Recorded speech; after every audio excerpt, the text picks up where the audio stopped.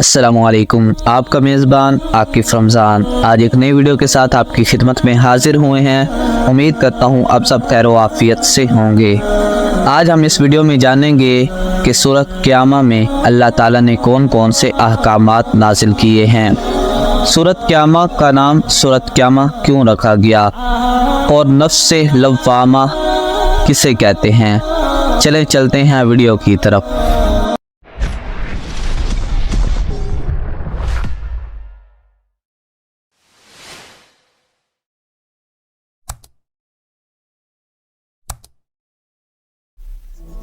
الحمدللہ رب العالمین والعاقبۃ للمتقین، الصلاۃ والسلام علی سید الانبیاء والمرسلین والحمدللہ رب العالمین۔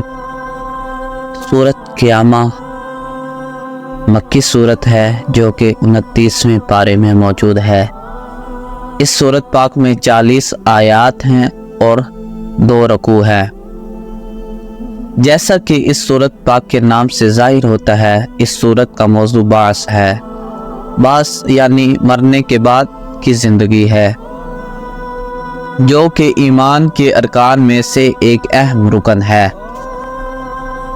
یہ سورت قیامت کے مصائب، شدائد اور عذابوں کا ذکر کرتی ہے، اور موت کے وقت انسان کی جو حالت ہوتی ہے اس کا نقشہ کھینچتی ہے۔ اس سورت پاک کی ابتدا میں اللہ تعالیٰ نے حشر نشر کے قیام پر، یوم القیامہ پر نفس لوامہ کی قسم کھائی ہے۔ نفس لوامہ وہ ہے جو انسان کو گناہوں پر ملامت کرتا ہے اور نیکی پر امادہ کرتا ہے۔ آخرت میں تو ہر شخص کا نفس اسے ملامت کرے گا۔ دنیا میں بھی جن لوگوں کا ضمیر بیدار ہوتا ہے وہ انہیں ملامت کرتا رہتا ہے۔ ایک قابل ذکر نقطہ یہ ہے کہ یہاں پر اللہ تعالیٰ نے خاص طور پر یہ ذکر کیا ہے کہ ہم انسان کی پور پور تک درست کرنے کی قدرت رکھتے ہیں۔ ہر انسان کی انگلی کی پور قدرت کی تخلیق کا شاہکار ہے کہ اس چھوٹی سی جگہ میں جو خطوط اور لکیریں ہیں وہ دوسرے انسان کے ساتھ مشابہت نہیں رکھتی۔ اسی وجہ سے پوری دنیا میں کسی انسان کی شخصیت کو پہچاننے کے لیے انگلیوں کی لکیروں پر اعتماد کیا جاتا ہے، اور اللہ تعالیٰ فرماتے ہیں کہ ہم ان پوروں کو اس حیت اور شکل پر بنا دیں گے جس شکل و حیت پر یہ تھی۔ اور اس نقطے کی وضاحت کے لیے اللہ تعالیٰ نے یہ نہیں فرمایا کہ ہم پیدا کر دیں گے، بلکہ یہ فرمایا کہ ہم درست کر دیں گے۔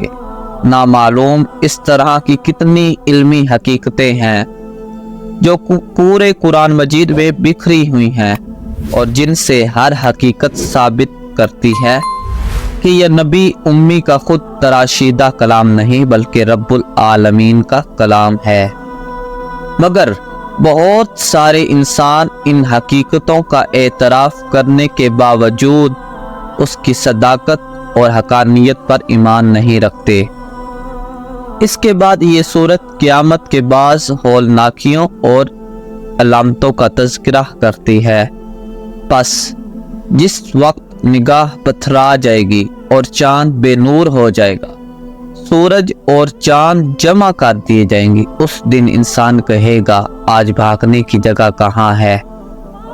اگلی آیات میں یہ سورت بتلاتی ہے کہ رسول اکرم صلی اللہ علیہ وآلہ وسلم حفظ قرآن کا بڑا اہتمام فرماتے تھے، اور جبریل کی تلاوت کے وقت اس بات کی شدید کوشش کرتے تھے کہ آپ سے کوئی چیز فوت نہ ہو جائے۔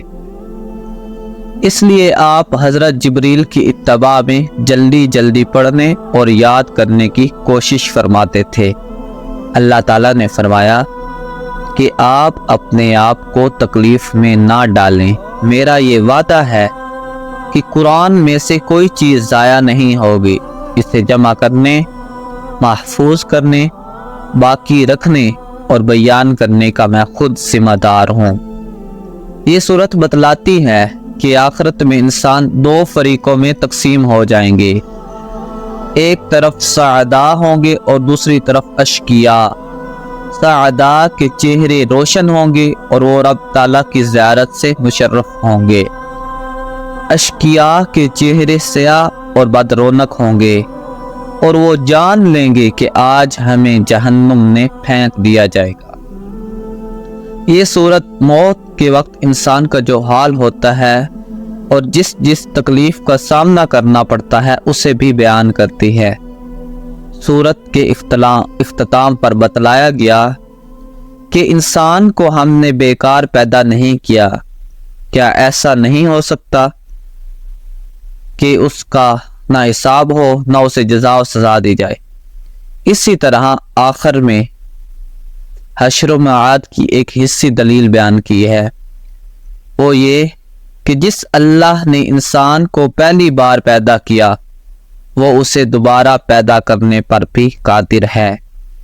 اللہ تعالیٰ کے لیے تو ابتدا اور اعادہ دونوں برابر ہیں، مگر یہاں انسانی سوچ کے مطابق بات کی گئی، کیونکہ انسان کی سوچ اور تجربہ یہ ہے کہ اعادہ ابتدا کے مقابلے میں بہت آسان ہے۔